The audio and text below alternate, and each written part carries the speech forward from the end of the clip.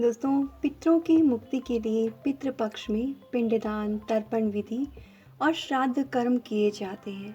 पितृपक्ष में परलोक गए पूर्वजों को पृथ्वी पर अपने परिवार के लोगों से मिलने का अवसर प्राप्त होता है और वह पिंडदान, श्राद्ध कर्म करने की इच्छा से अपनी संतान के पास रहते हैं।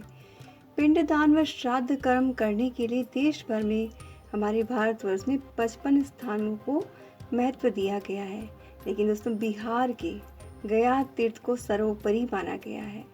तो आपने चावल का बना पिंडदान देखा होगा, लेकिन गया तीर्थ में फल्गु नदी के तट पर बालू के पिंड का पिंडदान किया जाता है और ये चावल के पिंडदान के बराबर ही मान्य होता है। तो चलिए जान लेते दोस्तों कि गया में श्राद्ध का महत्व क्यों है और साथ ही बालू से पिंडदान क्यों किया जाता है। दोस्तों, गया में पिंडदान करने से आत्मा को मोक्ष की प्राप्ति होती है, इसीलिए इस स्थान को मोक्ष स्थली भी कहा जाता है। बताया जाता है कि गया में भगवान विष्णु स्वयं पितृदेव के रूप में निवास करते हैं। गया में श्राद्ध कर्म, तर्पण विधि करने से कुछ भी शेष नहीं रह जाता है और व्यक्ति पितृ ऋण से मुक्त हो जाता है। गया में फल्गु नदी के तट पर भगवान राम, माता सीता ने भी राजा दशरथ जी की आत्मा की शांति के लिए श्राद्ध कर्म किया था। इसके बाद कौरवों ने भी इसी स्थान पर श्राद्ध कर्म किया था।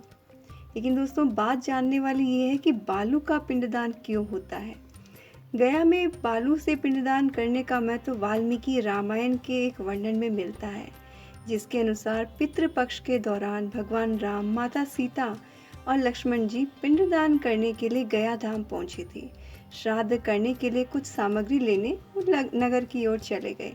तभी आकाशवाणी हुई कि पिंडदान का समय निकला जा रहा है। तभी माता सीता को राजा दशरथ के दर्शन हुए और पिंडदान के लिए कहा। इसके बाद माता सीता ने फल्गु नदी, वट वृक्ष, केतकी के फूल, गाय को साक्षी मानकर बालू का पिंड बनाकर फल्गु नदी के किनारे पिंडदान कर दिया और पिंडदान से राजा दशरथ जी की आत्मा को शांति मिली और आशीर्वाद देकर वो मोक्ष के लिए चले गए।